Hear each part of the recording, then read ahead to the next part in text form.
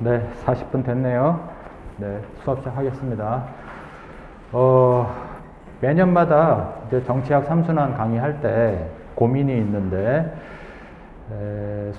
수험생들이요, 경제학하고 행정법 같은 경우는 이제 초시 때부터 아주 열심히 합니다.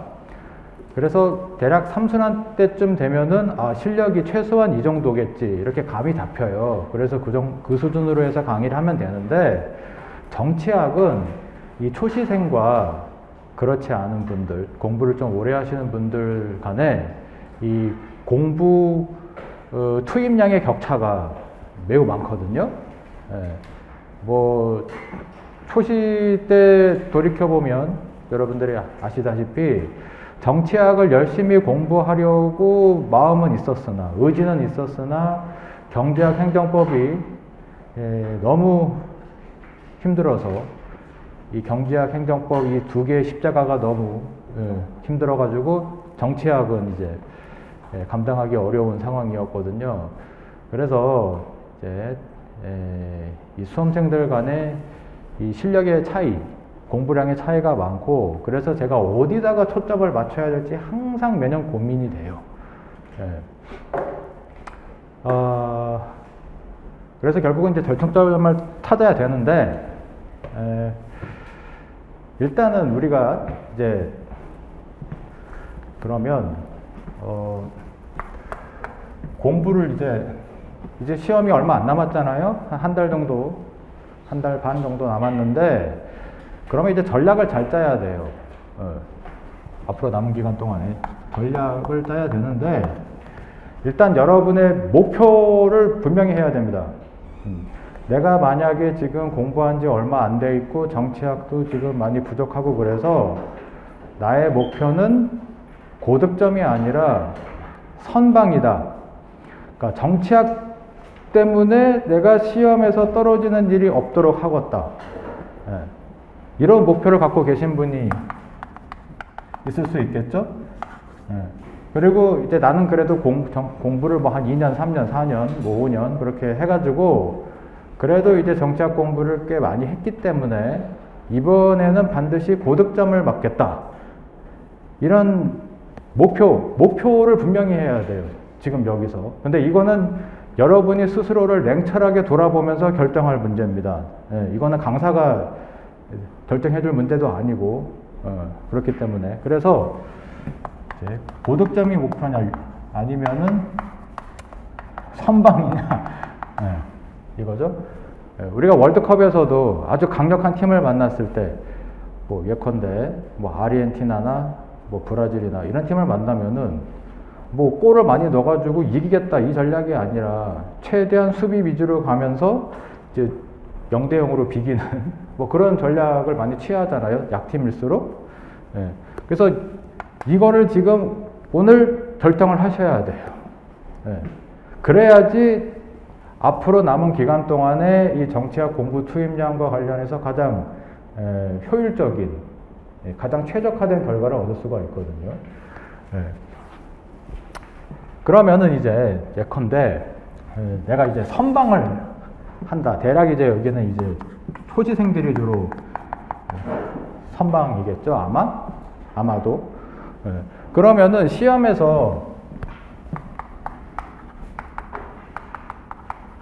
어떤 영역이 가장 많이 나오느냐, 이거를 이제 파악을 해서 가장 시험에 나올 가능성이 높은 부분부터 먼저 집중적으로 시간을 투입해야 될 거예요. 그러면 아시다시피 이제 정치학이 3문제가 나오는데, 물론 간혹 가다가 아주 예외적으로 4문제가 나온 경우도 있었어요. 하지만 이제 웬만하면 3문제가 나올 것이고, 그랬을 때 지금까지 기출문제를 분석해 본 결과 비교 정치 영역에서는 한 문제가 나왔습니다. 이번에도 약 100% 최소한 한 문제가 나올 것이고, 그 다음에 국제정치에서 또 약 100% 한 문제가 나올 것이고, 그리고 이제 나머지 한 문제는요, 이게 이제 비교정치가 나올 때도 있고, 국제정치가 1년에 2번 나오는 경우는 제가 딱 한 번 봤어요. 입법고시에서 한 5년 전인가 그때 그것도 되게 파격적이었는데 입법고시도 한 문제씩 나오거든요. 예. 그러니까 별로 크게 뭐 가능성은 없지만 그래도 혹시 모르죠. 올해 이제 행정고시도 한번 파격적으로 해보자. 입법고시도 그랬는데 그래서 국제정치 문제가 나올 수도 있지만 두 문제. 하지만 이제 확률적으로 봤을 때 이제 비교 그리고 이제 정치 철학 그리고 이제 정치 경제 그냥 정경이라고 씁시다. 이렇게 나오는데요. 근데 이제 비교 정치가 두 문제 나올 확률이 제가 봤을 때는 대략 5년에 한 번 정도예요. 그러니까 5년에 한 번 정도 비교 정치 문제가 두 문제 나온다 하는 거죠. 네. 그러니까 한 20% 정도의 확률로 비교 정치 문제가 나와요. 그러니까 다시 정리를 하면 그러면 이제 정치학의 이 네 가지 영역에서 무엇이 가장 나올 확률이 높다? 비교 정치라고요. 그러니까 이제 내가 선방을 한다. 선방을 하건 뭐 고득점을 하건 간에 일단 비교 정치 문제가 나올 확률이 제일 높으니까 비교 정치를 최우선적으로 공부를 하셔야 돼요. 근데 비교 정치에서 문제가 나왔을 때 역시 이것도 대략 한 10년에 9번은 한 90% 정도 확률이죠. 무엇이 나오냐 하면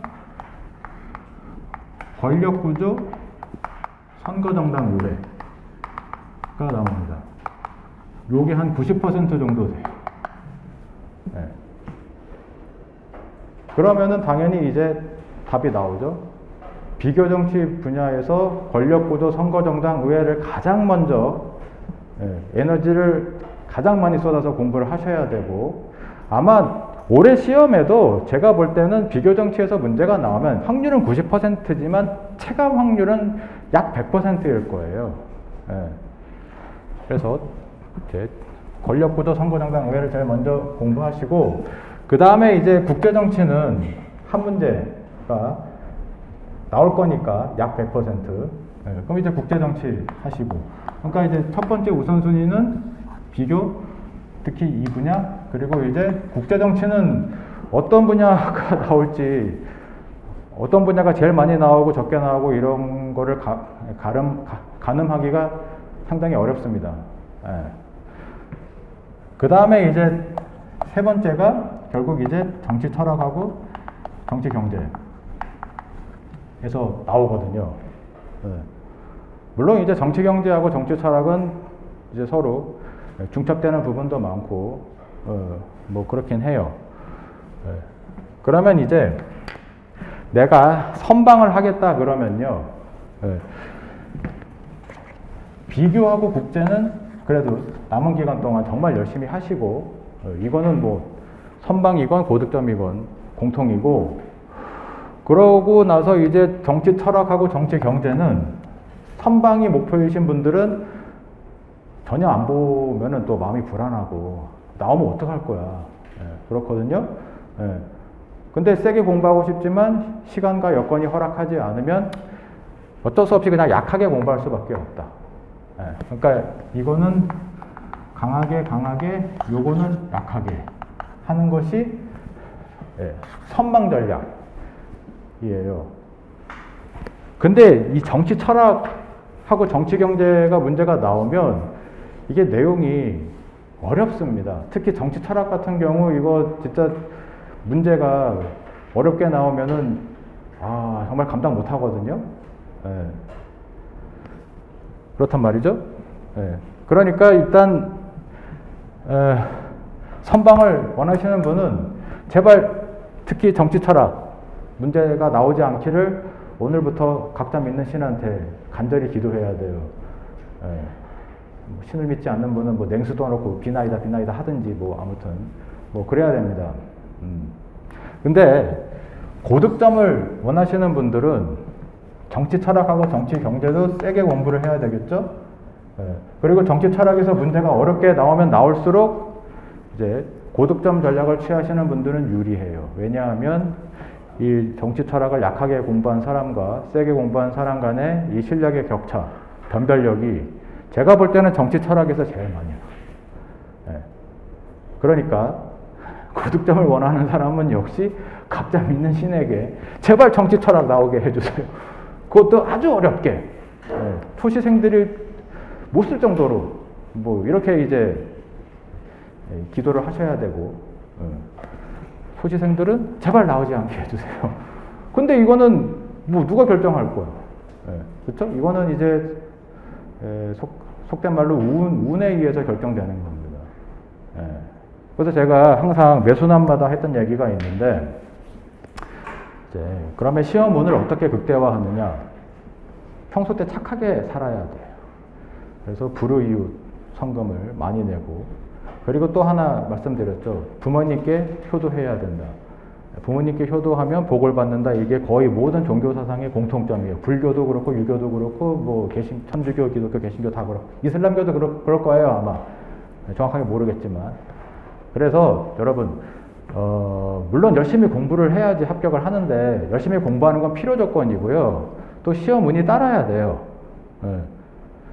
그러니까 열심히 공부하는 것과 시험 운이 같이 합쳐져야 되거든요. 그래야지 필요 충분 조건이 되는 겁니다.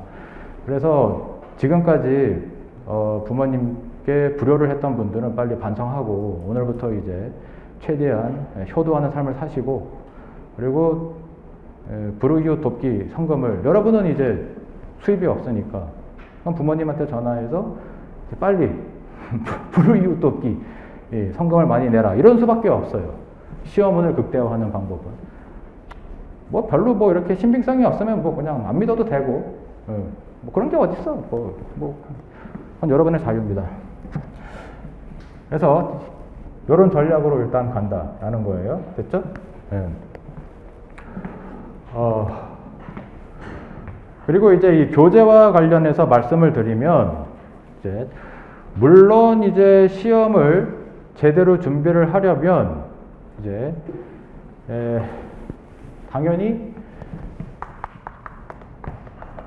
예비순환, 1순환, 2순환 교재를 당연히 잘 공부를 하셔야 되고, 그러니까 제 수업을 따라오신 분들은 예비 1순환 교재가 있겠죠? 그런데 만약에 트랜스퍼 하신 분, 갈아타신 분, 다른 선생님 수업 듣다가 이제 제 수업으로 갈아타신 분들은 일단 엄청나게 환영하고 축복합니다. 잘 오셨어요. 농담인 것 같지만 진담이고. 그래서 예비순환 교재는 시중에서 파니까 시중에서 구입을 하시면 되는데, 이제 1순환, 2순환 교재는 제본집이거든요. 그래서 학원에서만 이게 이제 구입이 가능해요. 그래서 만약에 이제 1순환, 2순환 교재가 필요하신 분들은, 구입하지 못하신 분들은 트랜스퍼 하셔가지고, 그런 분들은 이제 학원 직원분한테 말씀을 드려서 이제 구입을 하도록 그렇게 하겠습니다. 그렇게 이제 하시고, 그러니까 원래는 이제 수강생들한테만 배부하는 건데, 어쨌든 3순환 수강생이니까 그렇고요. 3순환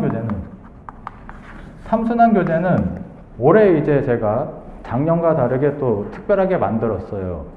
그러니까 제목이 지금 예상 문제집이라고 나와 있는데, 물론 예상 문제가 수록되어 있습니다. 거기에 많이. 그런데 이제 예상 문제도 있고, 그리고 이제 추가 자료도 있어요. 추가 자료라 함은 예비 1, 2순환 교재에 없는 내용을 제가 또 정리를 해가지고 추가를 했습니다. 단행본이나 논문에서. 그래서 그런 내용들까지 다 합친 거예요. 그러니까 제목은 예상 문제집인데, 그럼 예상 문제집 플러스 추가 자료 하면 자꾸 말이 길어지니까 그냥 간단하게 예상 문제집이라고 했고, 이 예상 문제집이라는 교재 안에 추가적인 자료가 있다. 특히 이제 제일 많이 추가된 분야가 국제정치가 제일 많이 추가가 됐고, 그래서 이제 1권은 국제정치와 관련된 내용이고요. 그 다음에 이제 2권은 이제 뭐 비교 정치, 뭐 정치 경제, 정치 철학 해가지고 역시도 추가된 내용이 꽤 많아요. 네. 그래서 2권은 지금 제가 열심히 작업 중인데, 지금 밤에 잠도 못 자면서. 그래서 아마, 빠르면은 한 일주일 후쯤에 배부가 구입을 하실 수가 있고, 길어지면은 좀 더 늦게, 그렇게 될 수도 있을 겁니다.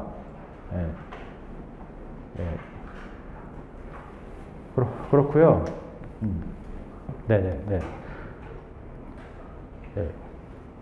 그래요. 교재는 이제 그런 식으로 하시면 되고, 그러면은 이제 진짜 시간이 없는 분들, 그런 분들이 계시거든요. 간혹 가다가, 경제학, 행정법 공부하느라고 거의 정치학을 거의 제대로 못 하신 분들이 있어요. 1차는 또 합격을 하고. 그래서 정말 그 절망적인 마음으로 와서 상담을 받으시는 분이 매년 있다. 이메일로도 밤에 잠이 안 온다. 정치학 때문에 괴로워 죽겠다. 막 지금 뭐 불면증 같은 게 막 이제 생겼다 이러는데, 정말 정치학이 너무 안 되신 분들은 그래도 지푸라기를 잡는 심정으로 어쨌든 시험장에 들어가야 되잖아요. 그러면은 그런 분들은 일단 삼순환 교재 이거를 제일 먼저 열심히 거의 암기하다시피, 물론 암기하기는 거의 불가능하고 IQ 200 정도 돼야지 이제 암기가 다 가능할 것이고, 불가능할 겁니다. IQ가 150 정도 돼도 160도 불가능할걸? 170도 불가능할 것 같아요. 알 수 없지만, 그런 분들은 이제 일단 삼순환 교재를 확실하게 하시고, 그리고 삼순환 교재 예상 문제집에서 제발 똑같은 문제가 나오기를 역시 각자 믿는 신한테 기도해야 되겠지만, 그렇지 않을 수도 있거든요. 그러니까 나는 보장은 못해요. 삼순환 교재에서 무조건 다 나온다 똑같이. 그럼 당연히 보장 못하지. 당연히 제대로 준비를 하려면 예비 1, 2순환 교재도 해야 되고, 삼순환 교재도 봐야 되고, 그렇다고요. 그러니까 다시 이제 정리를 하면, 교재와 관련해서 이제 제일 먼저 이제 해야 될 게 삼순환 교재고, 그리고 이제 당연히 예비 1, 2순환 교재도 이제 잘 보셔야 되겠죠. 그러면은 이제 공부할 내용이 많아요. 그거 어떡하겠어. 이건 내 탓이 아니에요. 정치학 교수님들이 그렇게 광범위하게 문제를 내기 때문에 나도 어쩔 수가 없어. 양을 줄이고 싶어도 줄일 수가 없어요. 자, 그렇습니다. 그래서 이제 진도는 일단 뭐 강의 계획표에는 뭐 어쩌고저쩌고 나와 있는데, 강의 계획표대로 하기는 당연히 힘들고, 일단 교재가 국제정치 파트부터 먼저 교재가 나왔기 때문에 국제정치 파트부터 시작할 거고요. 그러면 이제 이 국제정치 파트와 관련해서 요즘에 최근에 어떤 식으로 문제가 나오는지를 좀 파악을 해야 돼요. 최신 트렌드. 그래서 일단 그 교재 1페이지를 한번 보세요. 1페이지를 보시면 국제정치 이론 해가지고 이제 총론이 나와 있는데, 첫 번째 기출문제가 입법고시 2019년도 문제입니다. 거기 첫 번째 줄 보니까 어쩌고저쩌고 한 다음에 가로 1번 현실주의, 자유주의, 구성주의 그리고 비판 이론에 관하여 설명하시오. 야, 이보다 더 심플한 게 어디 있겠어요. 그렇죠? 만약 경제학에서 케인스주의, 통화주의 주요 내용 설명하시오. 자비를 베푸는 문제 아닙니까? 이거 상당히 자비를 베푸는 문제 같은데. 근데 2019년도 입법고시에서 뭔가 독특한 점은요, 원래 이제 국립외교원하고 뭐 국제통상하고 입법고시, 행정고시 등등 이제 기출 문제를 분석해 보면 이제 거의 대체적으로 현실주의, 자유주의, 구성주의 관점에서 뭐 분석하라, 뭐 예측하라 이렇게 나오거든요. 근데 여기서는 되게 독특하게 비판 이론까지 추가해서 넣었어요. 그러니까 비판 이론을 제대로 공부를 안 했으면은 역시 쓸 수 없는. 근데 상당히 독특하다. 근데 이제 비판 이론이라는 것이 마르크스주의 넓은 의미에서는 마르크스주의에 포함이 될 수 있거든요. 그러니까 마르크스주의의 영향을 받아서 이제 등장한 것이 비판 이론입니다. 예, 잘 모르시는 분은 오늘 제가 설명해 드릴 거예요. 핵심적인 내용을. 예, 그래서 현실주의, 자유주의, 구성주의, 마르크스주의에 관하여 설명하시오. 이렇게 나눌 법도 했는데 마르크스주의를 직접적으로 묻지 않고 비판 이론을 물어본 거예요. 예, 그런 이제 독특한 점이 있고, 그 다음에 이제 가로 2번 가니까 위에 두 이론들 중 두 가지 이상을 활용해서 북핵 문제 포함한 남북관계 문제 해결 방안을 논하라 이거겠죠? 예. 그러니까 이런 식으로 이제 가로 1번은 이것도 전형적인 고시 스타일의 문제죠. 가로 1번은 이제 개념 혹은 이론을 묻고 가로 2번은 이제 현실 적용이거든요. 그 다음에 행정고시 일반행정 2021년도 작년에 나왔던 아주 따끈따끈한 문제인데 가로 1번을 보니까 전쟁과 평화의 문제에 대한 자유주의와 현실주의의 입장을 비교하여 논하시오. 자, 비교는 제가 예비순환 때부터 말씀드렸지만 어떻게 하는 게 비교예요? 공통점하고 차이점을 설명해 주는 게 비교라고 했죠. 그게 이제 비교 정치 아닙니까? 예. 그래서 이게 뭐 비교하여 논하시오라고 했는데 뭐 주요 내용을 뭐 설명하라 뭐 이런 거겠죠.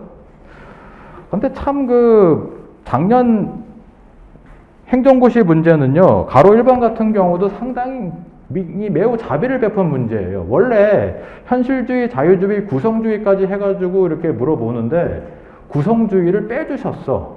예. 엄청나게 자비를 베푸신 거거든요, 이거. 예. 구성주의가 더 난해하고 어렵잖아요. 그러면은 기본적으로 구성주의까지 해가지고 물어보실 것 같은데 꼭 입법고시에서는 구성주의도 물어봤지만 거기에 플러스 알파 비판이론까지 물어봤잖아요. 그렇게 따지면은 행정고시 출제위원이 입법고시보다 좀 더 자비로운 마음으로 출제를 한 느낌이 들고요. 그렇다고 해서 올해도 그러면 행정고시는 자유주의, 현실주의만 나오겠지. 이렇게 생각하면 오산입니다. 그 다음에 이제 가로 2번 가시면 뭐 코로나와 관련해서 뭐 위기 대응책 어떻게 해야 되냐. 역시 전형적인 고시 스타일의 문제죠. 가로 1번은 이론 묻고 가로 2번은 현실 적용이에요. 그래서 이 이제 최근에 나왔던 기출 문제를 통해서 제가 느낀 건 뭐냐 하면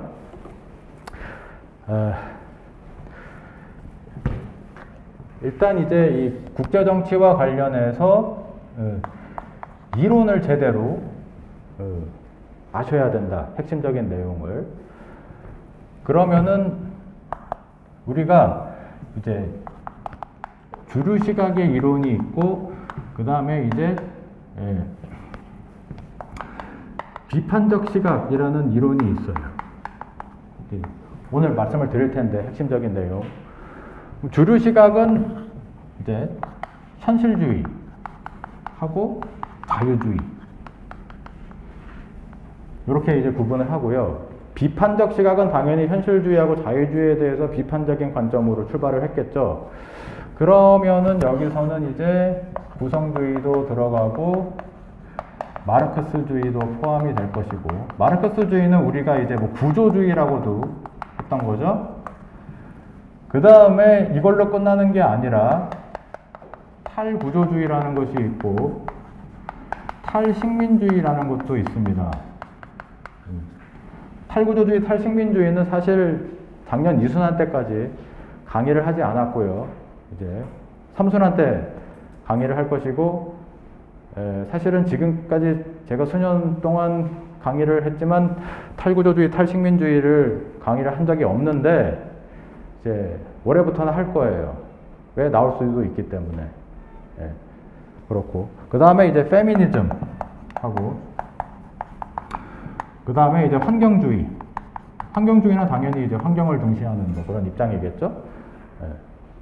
이렇게 이제 우리가 구분을 하는데, 물론 구성주의가 좀 애매하긴 해요. 이게 이제 학자에 따라서는 구성주의를 이렇게 비판적 시각에 넣기도 하는데 구성주의를 주류 시각으로 분류하는 학자도 있어요. 왜냐하면 이제 미국의 주류 국제정치 이론은, 여기서 주류라는 거는 이제 말 그대로 이제 널리 뭐 활용된다. 뭐 이런 느낌인데, 미국 같은 경우는 현실주의, 자유주의, 구성주의거든요. 네. 그래서 미국식으로 분류를 하면은 구성주의가 주류 시각에 들어갈 수도 있지만 그건 중요하지 않습니다. 구성주의가 주류 시각이냐 비판적 시각이냐 뭐 그거 가지고 뭐 답안지에 쓸 일이 거의 없을 것이고, 중요한 건 구성주의의 내용을 잘 아시고 답안지에 잘 쓰는 게 중요한 것이죠. 네. 그래서 이렇게 해서 뭘 할 거냐 하면 여러 이슈들이 있습니다. 국제정치에서 뭐 환경과 관련된 것도 있고, 인권, 뭐 아니면은 뭐 민족주의, 뭐 아니면 이제 젠더 관계도 있고, 뭐 여러 가지가 있죠. 뭐 해관보도 있고, 국제정치 경제와 관련해서 뭐 국제무역, 국제금융, 뭐 초국적 기업, 뭐 여러 가지가 있단 말이에요. 이런 이슈에 대해서 이제 시각별 입장이 뭐냐. 요게 이제 작년에 행정고시에서는 전쟁과 평화라는 이슈에 대해서 시각별 입장이 뭐냐 물어봤잖아요. 그러면 올해는 이제 그 큰 틀은 유지하면서 이슈만, 구체적인 이슈만 바꿔서 문제를 출제할 수가 있겠죠. 예컨대 뭐 환경과 관련해서 시각별 입장이 뭐냐, 뭐 인권과 관련해서 시각별 입장이 뭐냐 등등 나올 수가 있단 말이에요. 그리고 두 번째로는 찬성 반대 입장입니다. 찬반론. 요것도 이제 최근에 작년에 입법고시에서 출제가 됐거든요.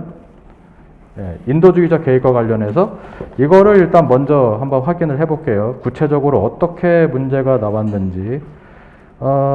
이게 어디에 있냐 하면 뒤쪽에 있는데, 어디 있냐? 빨리 나와라.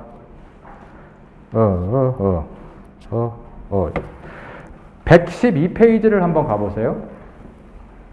112페이지를 가시면 인도주의적 개입, 찬반론이라고 나와 있죠? 주제가. 그래서 2007년도 행정고시 국제통상에서 이미 나왔어요. 거의 한 14년 전쯤에. 거기 보니까 첫 번째 줄에 인도주의적 군사 개입 정당성 옹호하는 주장, 반대하는 주장. 옹호는 찬성이고, 각 주장의 논거를 밝혀라, 사례를 들어라, 타당성을 비교 평가하시오. 이렇게 나왔고요. 그리고 나서 2021년도 작년 아주 따끈따끈한 입법고시에서 이제 미얀마 민주화 운동과 관련해서 많은 사람들이 죽었잖아요. 그래서 이제 보호 책임과 관련된 내용이 나왔는데, 가로 1번 가시면 보호 책임 원칙 내용, 그리고 1990년대에 논의된 시대적 배경, 등장 배경. 그 다음 가로 2번. 인도주의적 개입을 주장하는 견해의 근거를, 그러니까 주장하는 거니까 이거는 찬성 견해겠죠? 찬성 견해의 근거를 도덕적 관점과 법률적 관점에서 각각 서술하시오. 이게 아주 또 처음 보시는 분들은, 공부를 전혀 안 하신 분들은 이거 도대체 어떻게 써야 되냐 그래가지고 괴로워하면서 이제 소설을 쓰신 분들이 있었다는데, 이거는요 사실 지금 이 내용은 영어 원서, 어떤 특정 영어 원서에 있어요. 구체적으로 그거를 이제 우리나라 정치 외교학과 교수님들 10명 이상 분들이 번역을 했거든요. 그 책이 뭐냐 하면 이제 원래는 그 책의 제목이 좀 깁니다. 또 Globalization of World Politics라는 영어 원서고, 이게 이제 그 영국의 정치학자 거의 한 20명 가까이 되는 분들이 각각 자신이 제일 자신 있는 주제에 대해서 이렇게 썼어요. 공저죠? 이거를 이제 세계 정치론이라는 이름으로 해가지고 번역서가 나왔습니다. 근데 우리나라에서 또 세계 정치론이라고 해서 이 번역서가 몇 개가 있어요. 그래서 그럼 도대체 뭐냐 그 중에 라고 했을 때, 이제 베일리스 외에 대략 한 20명 정도, 대략. 그러니까 메일리스라는 분. 그러니까 이분이 아마 이제 뭐 이 중에서 가장 짬밥이 높으신 분 같은데, 그리고 오웬인가 퍼트리샤 오웬인가 뭐 그래요. 아무튼 어쩌고 저쩌고. 여기서 나왔어요. 여기서. 여기에 나와 있거든요. 구체적으로. 그래서 저는 작년에 이 문제를 내신 교수님이 아마 이 영어 원서 번역하신 분 중에 한 명일 가능성이 매우 높다라고 판단을 하고 있어요.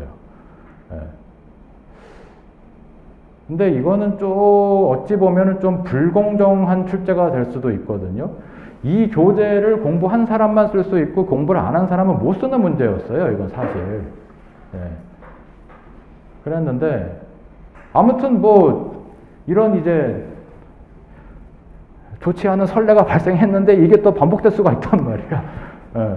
그래서 이 책에서 또 어느 누구 분이 또 이번에 올해 또 행정고시 출제위원회로 들어가가지고 또 이 책에 있는 내용으로 또 출제를 할 수가 있거든요. 그걸 대비해야 될 거 아니에요. 그래서 제가 이제 이 영어 원서 또 막 머리를 쥐어 짜면서 어려운 영어 단어도 많은데 해가지고 시험에서 나올 가능성이 매우 높은 걸로 해가지고 정리를 했습니다. 3권에서 지금 삼순환 교재에서. 그러니까 이거를 읽을 필요가 없어요. 여기 나온 것 중에 일단 제가 또 이제 영어 원서하고 비교를 해보니까 어느 챕터는 오역이 좀 많아. 이거를 내가 일일이 다 얘기할 수 있지만 뭐 얘기해서 뭐 하겠습니까? 뭐 망신 줄 일도 없고. 그래서 이제 이 두꺼운 책이거든요. 근데 또 여기서 또 공부를 할 필요가 없는 부분도 많아요. 여기서 공부할 필요가 없다라는 거는 시험에 나올 확률이 거의 없는 내용도 많기 때문에 굳이 이거를 사가지고 읽으실 필요도 없고, 그리고 지금 한 달 반 정도밖에 안 남았는데 뭐 이거 읽다가 시간 다 보내는 거거든요. 그러니까 일단 이 삼순환 교재에서 제가 가지치기를 해서 정리를 했으니까 삼순환 교재 보시면 되고, 그 다음에 이제 또 어떤 또 이제 번역서에서 이렇게 나와버리니까 자꾸 이제 불안하잖아요. 강사도 불안하고 수험생도 불안하고 또 다른 번역서에서 나오지 않을까라는 이런 또 이제 생각이 들어서 또 어떤 책이 있냐 하면 글로벌 팔러틱스라는 또 영어 원서가 있어요. 요거는 우리에게 매우 익숙한 분이거든요. 이번은 헤이우드예요. 그러니까 예비순환 교재, 제가 예비순환 들으신 분들은 제가 첫날에 말씀드렸지만 이제 헤이우드의 책이 팔러틱스도 있고 글로벌 팔러틱스도 있어요. 그러니까 팔러틱스는 이제 정치학 전반, 주로 이제 비교 정치 파트가 많고, 글로벌 팔러틱스는 이건 국제 정치와 관련된 내용이거든요. 그래서 이것도 이제 번역서가 나왔어요. 뭐 국제관계와 뭐 세계정치인가 해가지고 했는데 번역이 좀 아쉽습니다. 제가 영어 원서하고 비교를 해보니까. 그래서 제가 영어 원서를 이거를 직접 읽고, 이것도 역시 다 공부할 필요가 없어요. 시험에 나올 가능성이 높은 것만 이렇게 해가지고 공부를 해야 되거든요. 그러니까 번역서를 사서 읽을 필요가 없고, 뭘 본다? 삼순환 교재를 본다. 특히 이제 이 글로벌 팔러틱스에서 이 시각별 입장하고 찬반 입장 이게 되게 많아요.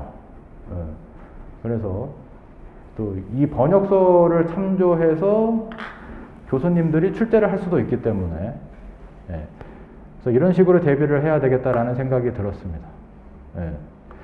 그래서 제가 그 올해 1월, 2월달, 3월달, 4월달 춥고 약간 따뜻한 날에 이 책 읽고 정리하느라고 진짜 제대로 쉬지를 못했어요.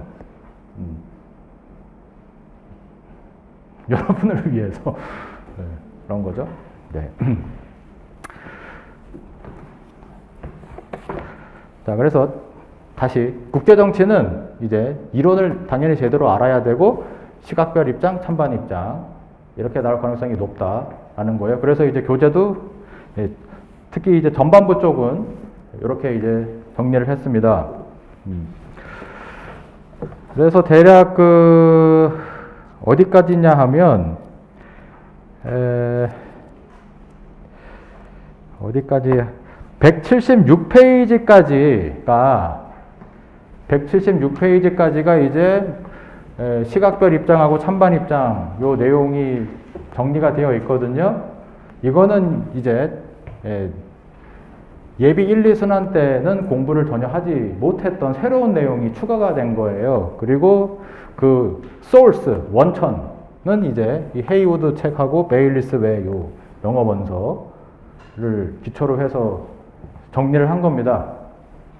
그래서 이제 영어 원서를 이렇게 제가 정리를 하다 보니까 이게 이제 정확하게 의미가 전달되려면 어쩔 수 없이 그 영어 원서에서 사용된 영어 표현을 최대한 많이 했어요. 괄호로 해가지고. 그래서 이제 영어가 많은 겁니다, 지금.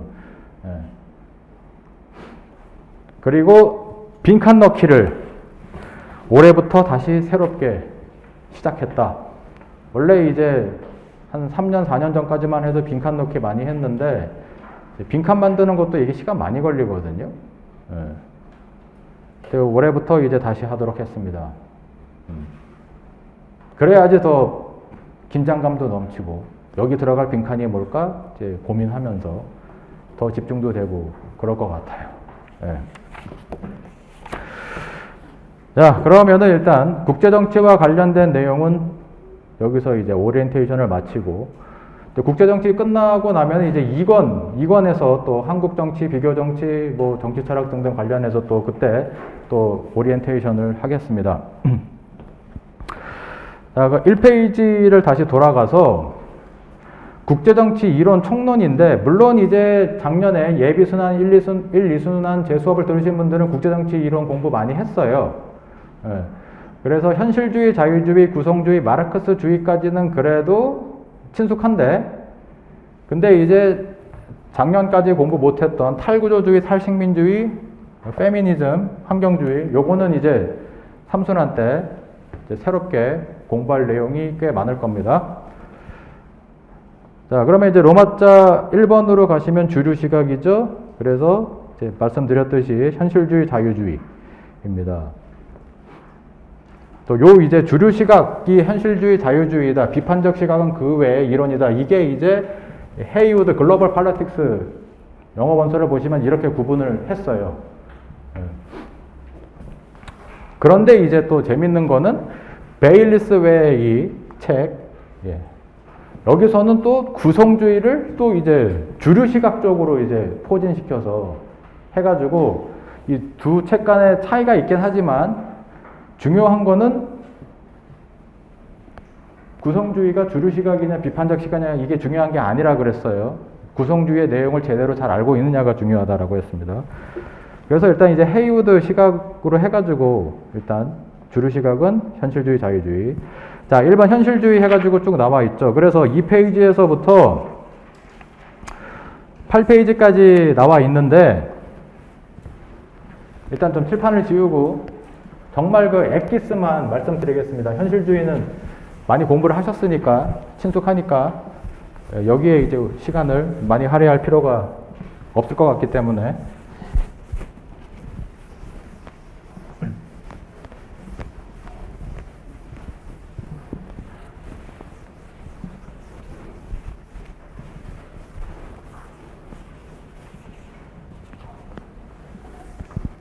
또 이제 동영상 강의 들으시는 분들이 많아가지고 칠판을 좀 깨끗하게 닦고 판서를 해달라라는 어느 분이 이메일로 해가지고 그런 분들 때문에 이렇게 열심히 지우는 거예요.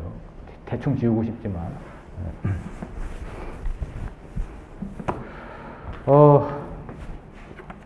자, 현실주의에서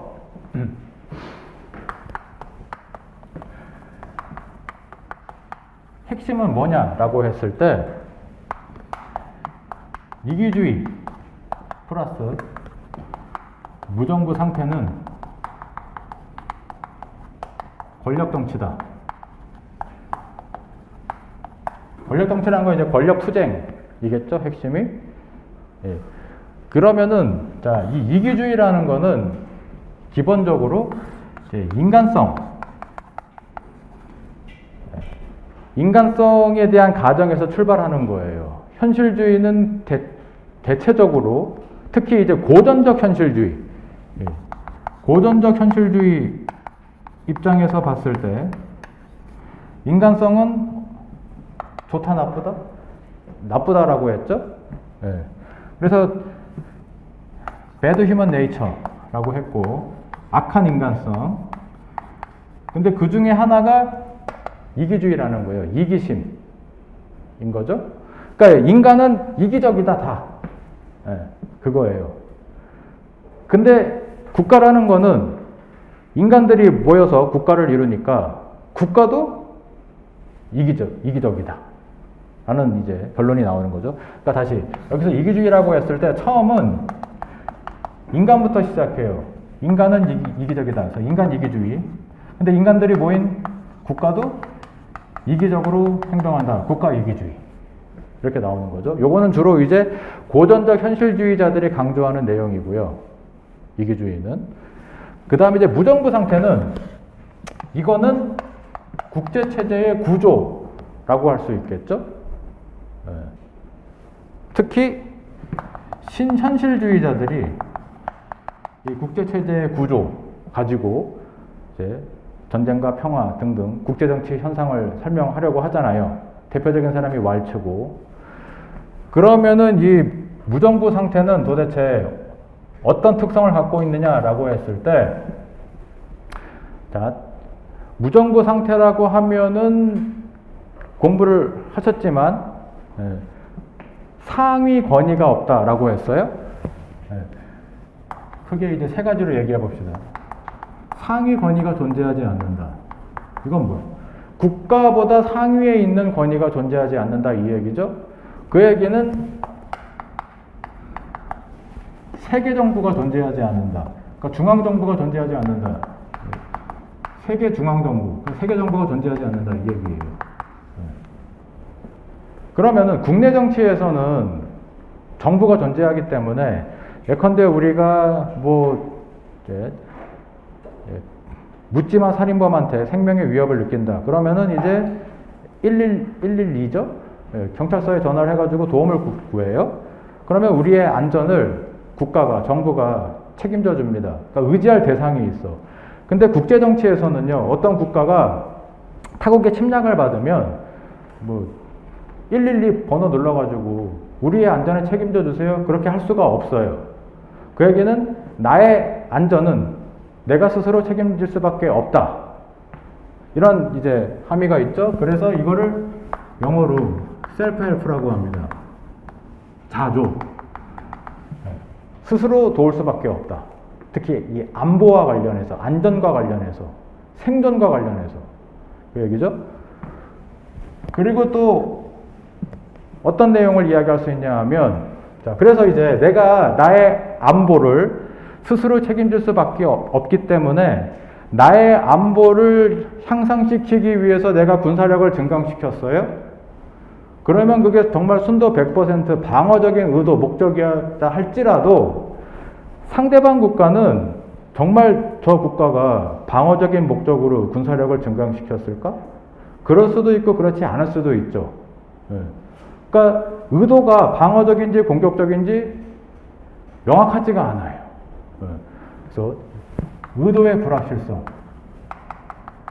존재하고, 그러다 보니까 이게 그 유명한 안보 딜레마를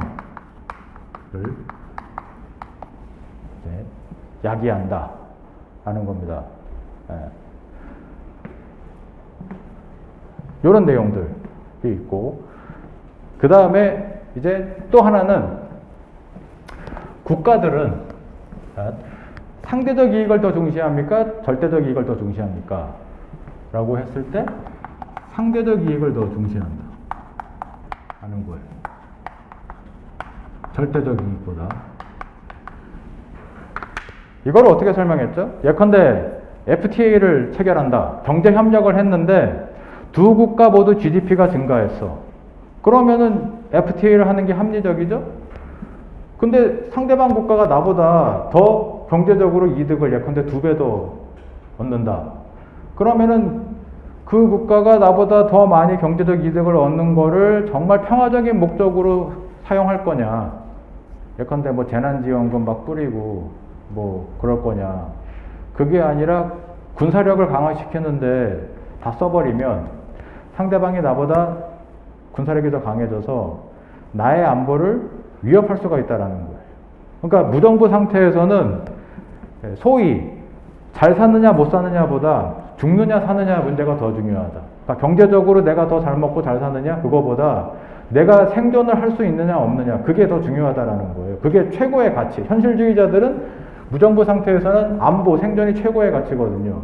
그렇기 때문에 절대적 이익이 있다 하더라도 상대방이 나보다 더 많은 경제적 이득을 얻는다면 협력을 꺼려 합니다. 그래서 상대적 이익을 더 중시한다. 이런 얘기죠. 그래서 다시 이제 정리를 하면은 이기주의하고 무정부 상태가 이렇게 결합되니까 결국 국제 정치는 이제 권력 정치, 국가 간의 권력 투쟁으로 이제 한다. 그러니까 당연히 이제 갈등이 지배적이다. 뭐 이런 이야기를 하겠죠. 협력은 어렵다. 뭐 이런 내용이에요.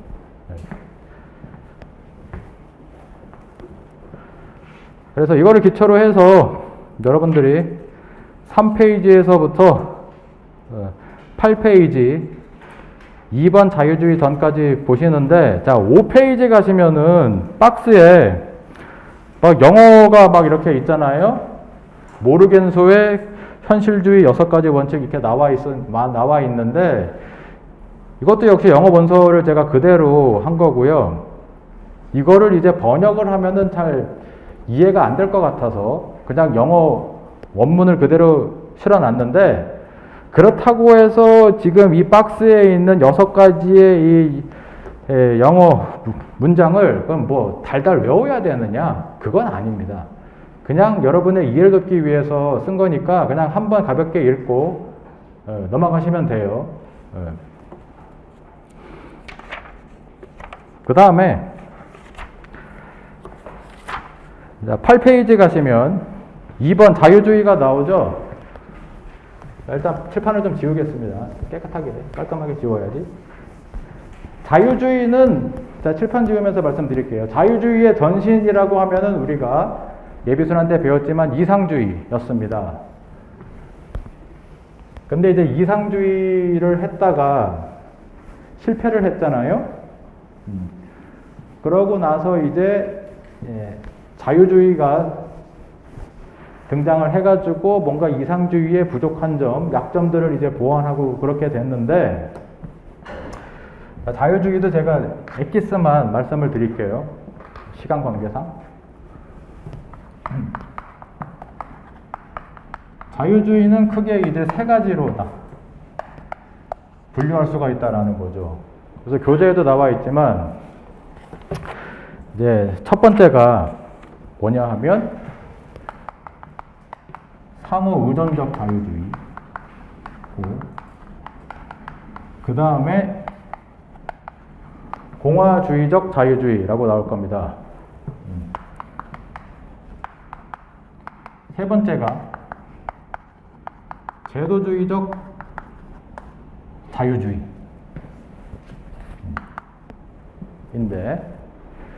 상호 의존적 자유주의는 무엇을 강조하는 걸까요? 이미 딱 느낌 나오죠? 상호 의존이니까 어떠한 상호 의존일까요? 당연히 경제적 상호 의존입니다. 경제적 상호 의존이니까 예비순환 때 배웠던 상호 의존론하고 연관시키시면 되겠죠? 핵심은 뭐였어요? 경제적 상호 의존이 이렇게 증가할수록 전쟁 가능성 낮아진다. 당연히 전쟁 가능성 낮아지니까 동전의 양면이라고 할 수 있는 평화 가능성은 높아지겠죠. 그러니까 경제적 상호 의존은 가장 대표적인 게 이제 무역, 그리고 뭐 금융도 될 수 있고 투자도 될 수 있고, 그렇죠? 그 다음에 이제 공화주의적 자유주의는 무엇을 강조할까요? 자, 공화주의 하면은 공화국, 뭐 이런 느낌이 들죠? 공화정? 네. 임마누엘 칸트가 영국평화론에서 모든 국가가 공화정이 되면 뭐 세계 평화가 도래한다, 뭐 이런 얘기를 했는데, 칸트는 공화정이라고 했는데, 이 공화정이 뭐다? 구체적으로 말하면 왜 민주정이라고 하지 않고 공화정이라고 했습니까? 그 당시에 민주정이라고 하면은 그거는 직접 민주주의를 의미하는 거였고, 공화정이라고 하면 대의 민주주의를 의미하는 거였어요. 그래서 굳이 민주정이라고 안 쓰고 공화정이라고 쓴 이유는 직접 민주주의가 아니라 대의 민주주의를 의미하는 거거든요. 아무튼 그래서 그게 이제 오늘날로 따지면 이제 민주주의다. 근데 지금 선진 민주주의 국가 중에 직접 민주주의 하는 나라가 없잖아요. 그렇죠? 직접 민주주의 요소가 이제 약간 가미된 나라가 정도의 차이가 있을지언정 기본적으로 대의민주주의잖아요. 그렇죠? 한번 물어볼까? 예비순환 때 여러분, 그러면 직접 민주주의 요소를 가장 많이 활용하는 나라가 유럽의 어떤 나라입니까? 예컨대 직접 민주주의 요소, 세 가지 요소가 있는데 그 중에 하나가 국민투표거든요. 그럼 국민투표를 세계에서 가장 열심히 하는 나라. 툭 하면은 국민투표로 결정하는 나라. 예컨대 검수완박, 법안, 국민투표로 뭐 이제 하자, 뭐 그런 얘기 했잖아요. 국민의힘 쪽에서. 하도 논란이 심하니까, 반대하는 국민이 많으니까. 그랬더니 더불어민주당이 이거는 히틀러적 발상이다 이러면서 너희도 히틀러지? 뭐 그런 식으로 이제 비난을 했는데, 그게 온전한 비판이에요? 여러분, 독일에서는, 그러니까 맞아, 히틀러가 바이마르 공화국 시절에 그리고 뭐 자기 독재할 때 이 국민투표를 악용했거든요. 국민들을 막 선동하고 막 이제 동원하고 그랬어요.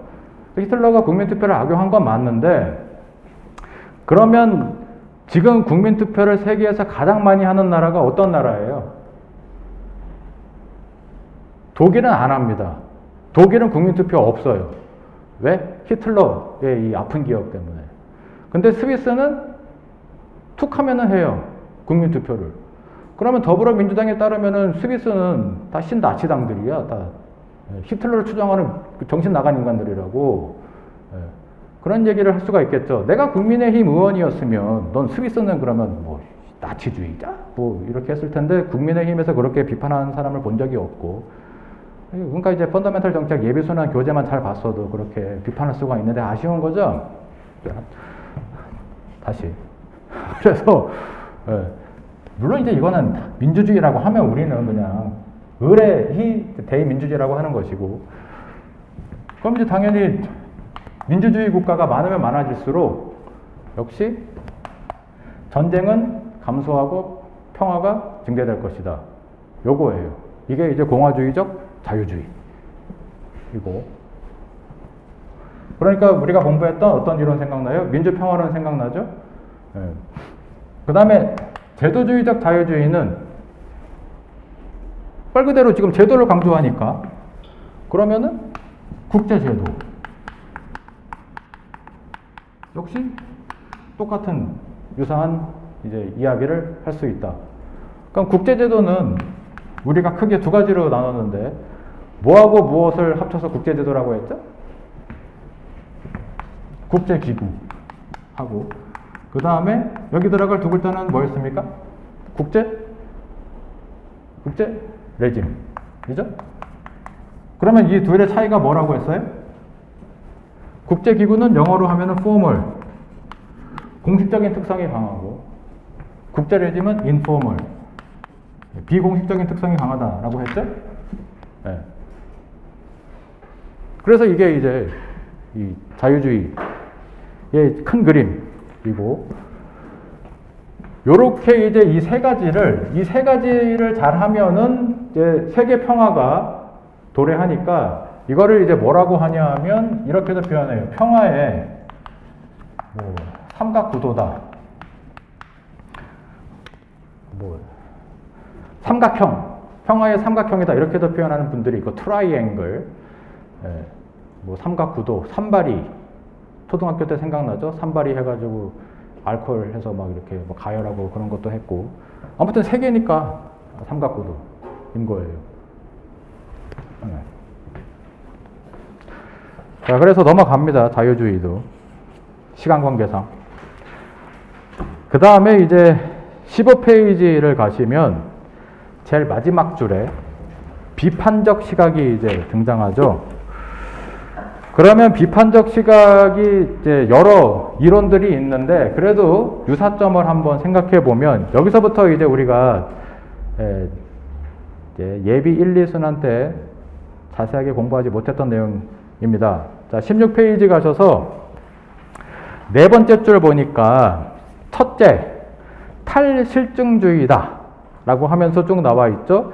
그리고 그 밑에 박스에 실증주의하고 탈실증주의가 나와 있는데 또 참 유감스럽게도 영어가 쫙 나와 있는데 역시 이것도 영어 원서를 제가 그대로 이제 인용하느라고 이렇게 된 것이고, 하지만 여러분은 우리나라에서 제일 똑똑한 사람들이니까 그렇죠? 예. 수능 시험 봤을 때 영어 다 만점 받았죠? 아닙니까? 만점 받을 실력인데 그냥 실수로 하나 틀리거나, 네, 뭐 그러신 분들이잖아요, 그렇죠?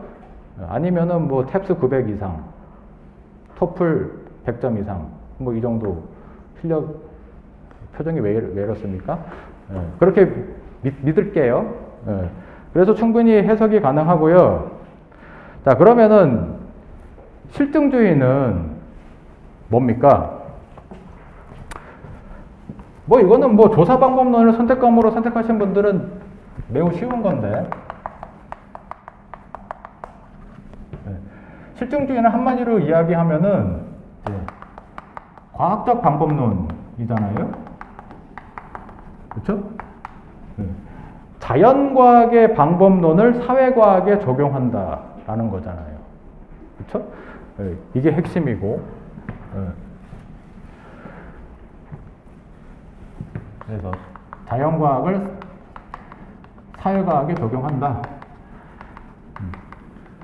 예컨대 뭐 물은 100도씨에서 끓는다. 그러면은 자연과학에서 어떻게 합니까? 연구를. 자, 이공계통 출신 여러분 있어요, 여러분.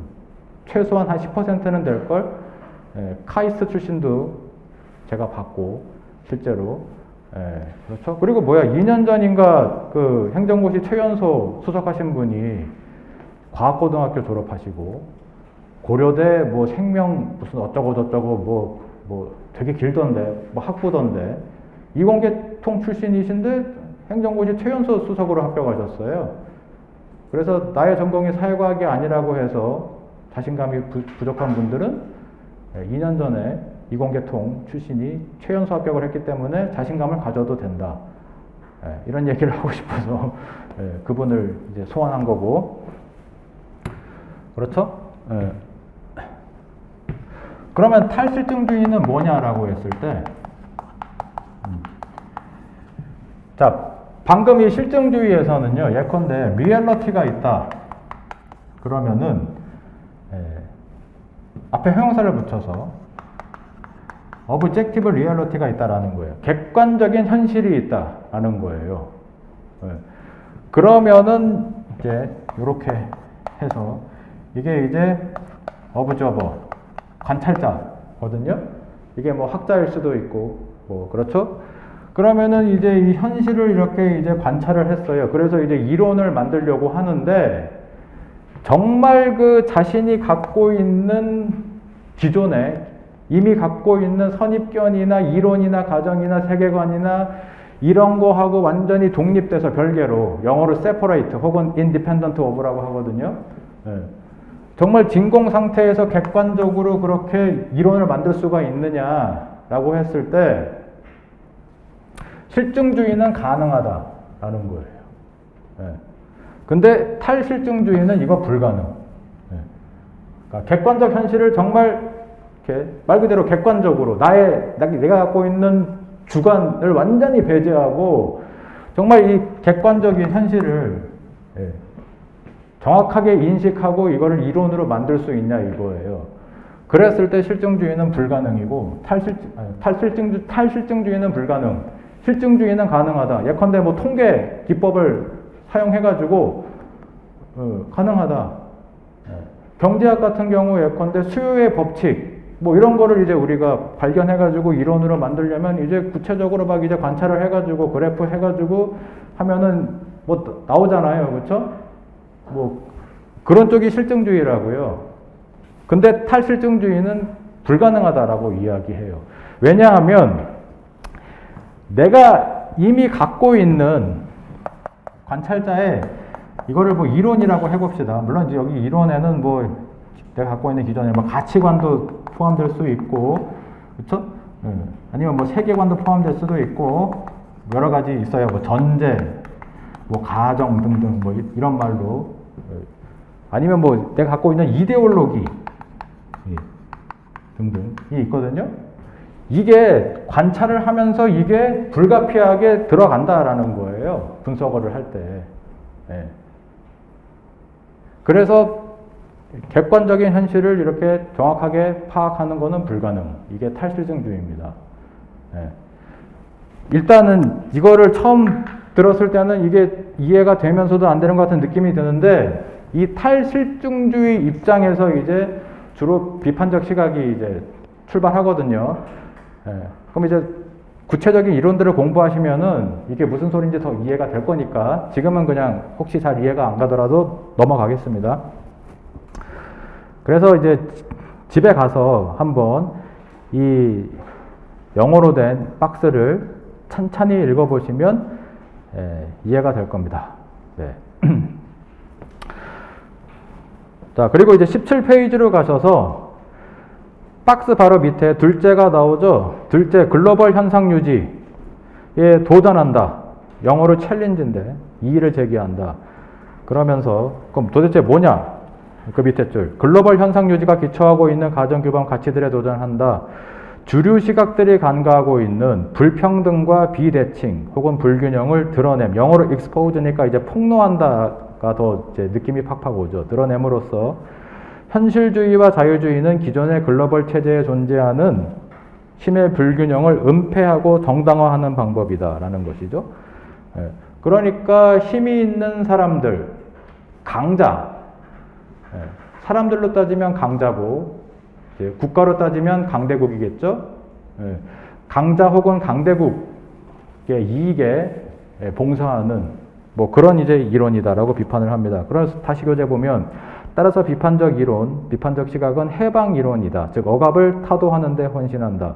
따라서 착취당하는 사람 집단들의 이익을 공개적으로 지지한다. 정치 참여적이기 때문에 감정에 좌우되지 않는 학문 전통, 영어로 dispassionate니까 감정에 좌우되지 않는다. 내가 갖고 있는 주관에 좌우되지 않고 객관적인 현실을 정확하게 파악해가지고 이론으로 만들 수 있다라고 생각하는 이런 실증주의, 이 방법론, 이 입장을 이제 비판한다라는 거예요.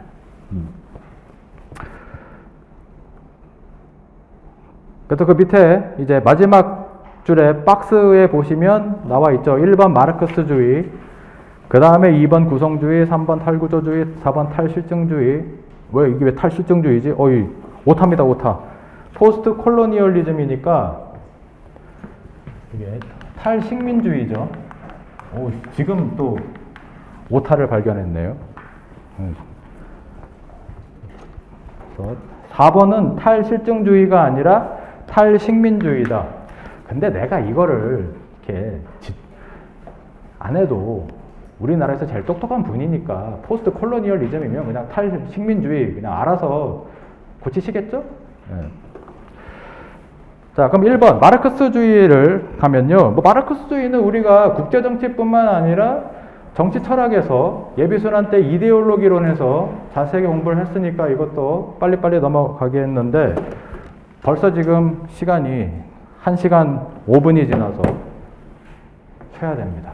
네, 13분 정도 쉬시고 한 58분쯤에 다시 돌아오겠습니다.